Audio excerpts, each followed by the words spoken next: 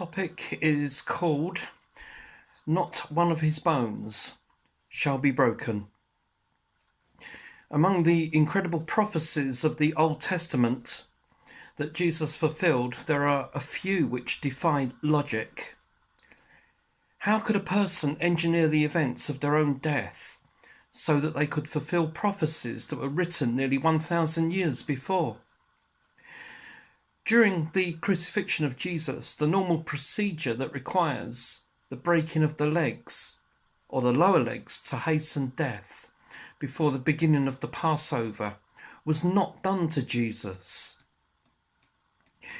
When we explore the text which describes this event, we are awestruck by the fact that Moses and David both predicted that not one bone of the Messiah would be broken.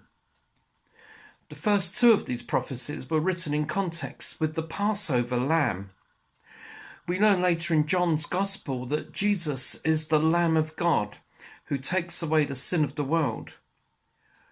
What Moses penned for the Passover lamb was intended for Jesus, who comes into the world as the Lamb of God, who dies on Passover for the sins of the world.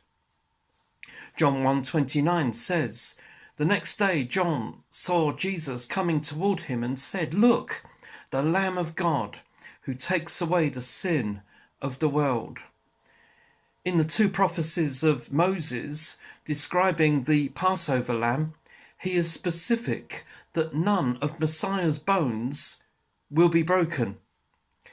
If Jesus had experienced the breaking of his bones while being crucified, he would not be the true Messiah, because this would constitute a clear violation of the Old Testament prophecies, which predicted that Messiah will have no bone broken.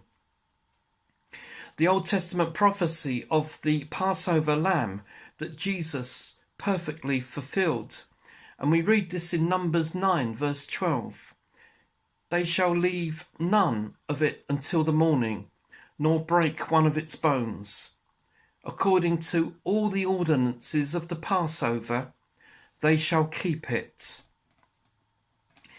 And we read in John 19 verses 31 to 33 these words, "Therefore, because it was the preparation day, that the bodies should not remain on the cross on the Sabbath, for that Sabbath was a high day, the Jews asked Pilate that their legs might be broken, and that they might be taken away.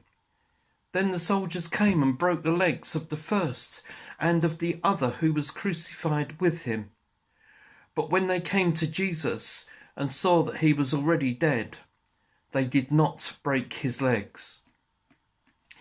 There are three prophecies in the Old Testament that specifically state that the Messiah will have none of his bones broken, and you can read those in Exodus 12 verses 43 and 46, Numbers 9 verse 12, and Psalm 34 verse 20. During the course of crucifixion, on rare occasions, it was indeed necessary to break the shin bones of the condemned person hanging on the cross in order to hasten his death. In order to breathe and continue living, it was necessary to push down with the feet onto the wooden platform that was secured to the cross. By attempting to stand and relieve the pressure exerted on the lungs due to the outstretched arms that were nailed to the upper cross member, the nail that was driven through the flesh and the bones of the both feet would cause the tissue to be torn and bleed profusely. The pain was necessary to complete the simple process of breathing, and it became a self-torture. The condemned would have to choose between the intense pain of raising himself up to breathe or dying from a lack of oxygen.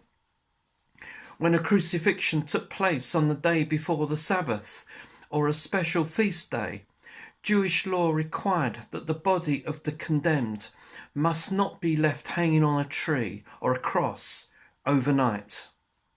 Deuteronomy 21 verse 22 to 23 reads these words: "If a man has committed a sin deserving of death, and he is put to death, and you hang him on a tree, his body shall not remain overnight on the tree, but you shall surely bury him that day." When the Roman soldiers came to break the legs of Jesus in order to hasten his death, they found that he was already dead.